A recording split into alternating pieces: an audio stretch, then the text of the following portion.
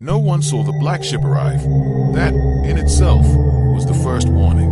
Port Helios was not an obscure station.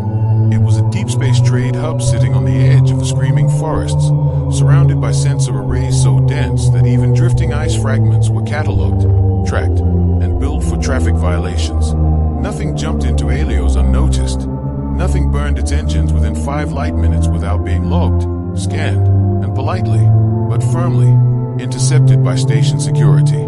Yet the black ship appeared already docked. Bay 47 registered a mass it had not recorded 30 seconds earlier. No jump signature, no engine wake, no electromagnetic spike. Just there, a shadow where there should have been empty vacuum, latched to the station like it had always belonged. The dockmaster swore for a full minute before calling it in. By the time the station authority assembled a response team, the ship had finished cycling its airlock. The black ship did not match any known registry. It was long and narrow, its hull angular in ways that hurt to look at directly, as if perspective itself bent around it. No running lights, no insignia, no obvious weapons, though that, more than anything, made the veterans uneasy. Ships that wanted to survive in the screaming forests usually advertised their teeth. This one hid them. A single figure emerged from the airlock. Human. That was the second warning.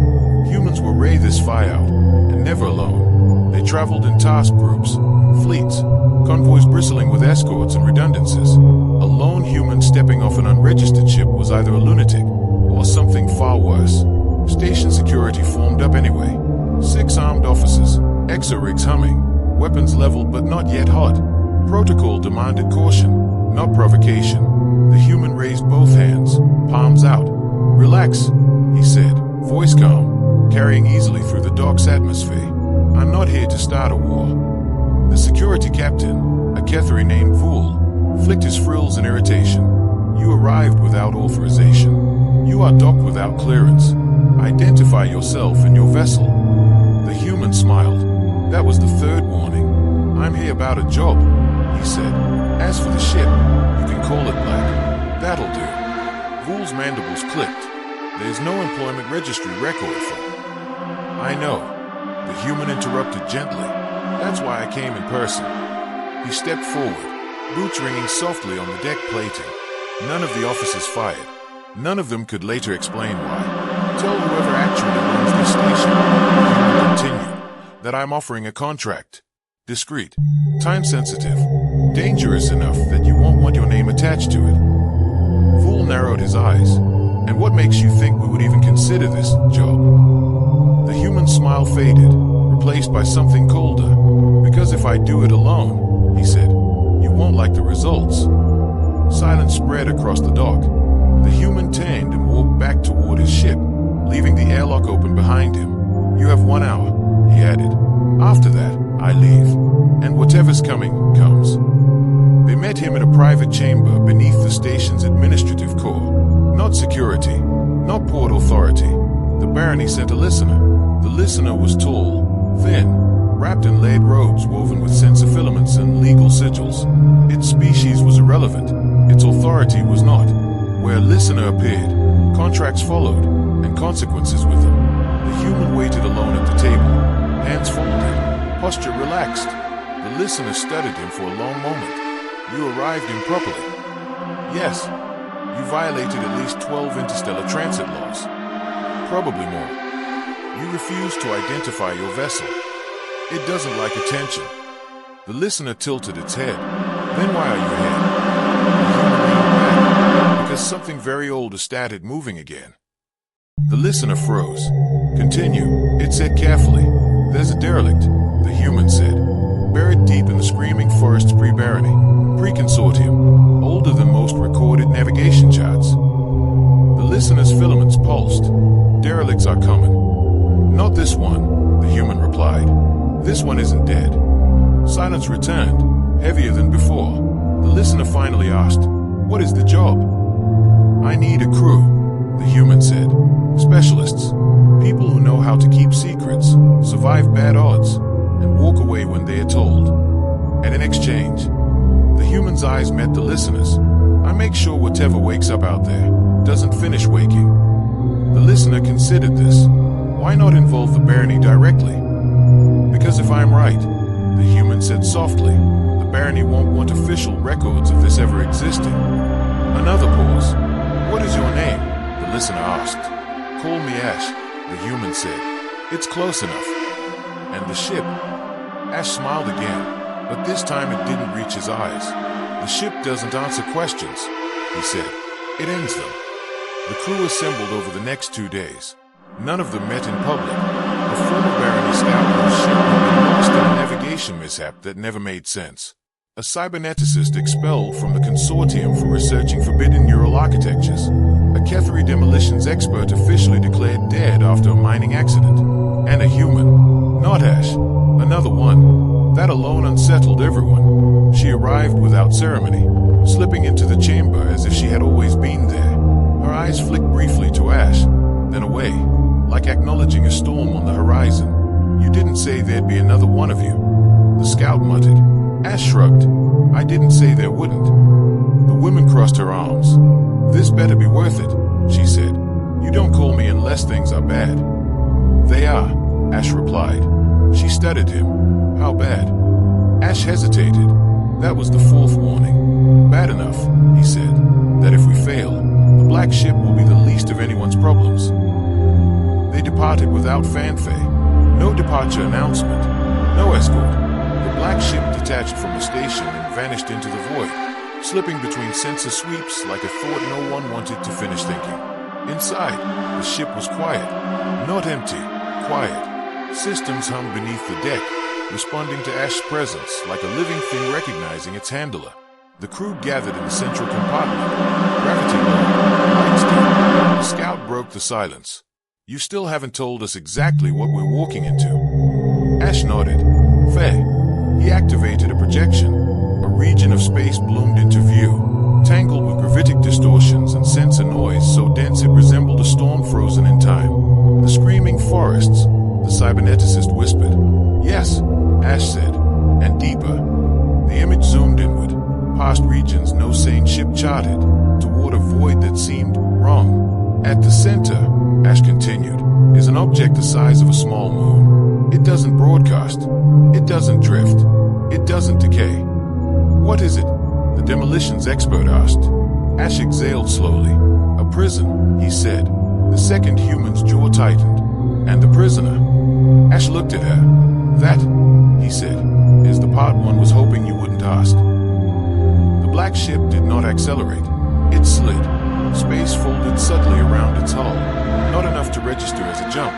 Not enough to disturb the surrounding void. The screaming forests welcomed it the way deep water accepts a falling stone. Without sound, without resistance, and without mercy. Inside the central compartment, the crew felt the shift immediately. Gravity fluctuated just enough to make stomachs tighten. Instruments flickered, recalibrated, then gave up pretending this region obeyed conventional physics. The scout swore under his breath. I've been here before, he said. Once. We lost 3 ships in under a minute. And yet you came back, Ash replied. I didn't say willingly. The second human leaned against a bulkhead, arms crossed. You're still hiding things. Ash didn't deny it. The projection changed as the ship moved deeper, distortion thickening, stars stretching into jagged lines. Whispers crept into the background audio.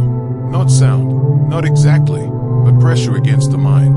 The cyberneticist stiffened. That's not interference, she said. That's pattern. Ash nodded. It's listening. The demolitions expert checked his equipment for the 3rd time. Tell me again why we don't just plant charges and leave. Because if we damage the shell, Ash said, we finish the job it started. Silence followed. At the heart of the storm, the object waited. It was vast, irregular, led in structures that defied classification. Not a station, not a ship. Plates overlapped like scars healed wrong. Geometry suggesting purpose, but no recognizable design language. No engines, no weapons. And yet, the black ship slowed as if approaching a predator. The second human straightened. It knows we're here. Yes, Ash said. It's known since before we were born. They docked without resistance. The airlock hissed open. Beyond it lay darkness, not absence of light, but light swallowed, compressed, bent inward. Ash stepped through first. The ship's internal systems reacted instantly. Power rerouting, shields tightening, unseen mechanisms aligning. The structure's interior was impossibly vast. Corridors stretched into distances that should not fit within the external mass. Surfaces pulsed faintly, organic and metallic at once. The scout whispered, "This isn't a prison." Ash stopped. "It was," he said. "Once." Something moved in the distance. Not physically, conceptually. The cyberneticist gasped, clutching her head. "It's mapping us. Not bodies. Minds." The second human closed her eyes, breathing steady. "Don't think at it," she said. "Let your thoughts drift." The demolitions expert laughed nervously. "That's your advice? It's the only thing that works." They advanced. The structure responded. Passageways reconfigured behind them. Gravity shifted sideways, then inverted, then normalized without warning. The black ship's system strained to maintain coherence, its presence a stabilizing ground in surrounding reality. At the core chamber, they found the truth. The prisoner was not singular. It was layered. Fragments of consciousness bound together by containment fields older than known civilizations. Each layer whispered a different history, a different lie, a different promise. Some voices pleaded, others threatened, many simply waited. The scout fell to his knees. Stars above. Ash approached the containment lattice, his expression unreadable. The listener had been right to fear records. "This thing," Ash said quietly, "wasn't captured." The second human looked at him sharply. "It surrendered." "Yes." The whispers intensified. The cyberneticist screamed as data flooded her implants, alien logic trying to override human-made constraints. Ash grabbed her, slamming a suppression field into place. "Stay with us," he said. "Don't let it finish the sentence." The structure convulsed. Containment weakened. The demolitions expert shouted, "You said this was a job." "It is," Ash replied. "Just not the one you think." He turned to the second human. "You know why I called you?" She swallowed. "Because I'm the failsafe." Yes. The truth settled heavily. The black ship was not merely transport. It was a key, a weapon, a coffin.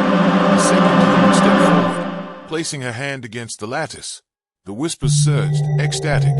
"You were made for this," they sang. She smiled sadly.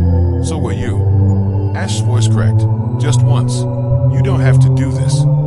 She met his eyes. "Neither did you. But someone always does." The structure began collapsing inward, space folding violently. The black ship screamed, not audibly, but through every system, every plate resonating with strain. The scout dragged the cyberneticist back toward the airlock. "We're out of time." Ash hesitated. The second human pressed her palm harder, light blooming beneath her skin. "Go," she said, "before it realizes what we're doing." He nodded once. That was all. They ran. Behind them, containment failed deliberately. Controlled collapse turning prison into tomb. The black ship tore free at the last possible moment, slipping between dimensions as the structure imploded, taking the whispers with it. Silence followed. Real silence. The screaming forests calmed, distortion smoothing, space exhaling. On the bridge, no one spoke. Finally, the demolitions expert whispered, "Did we win?" Ash stayed at the dock. "We're delayed," he said. "Winning isn't something this universe allows very often." The black ship turned toward empty space, engines humming softly, already hiding its path. Behind them, no records remained, no witnesses, no proof, only a question no one would ever ask aloud again. What's the job? And who survives it?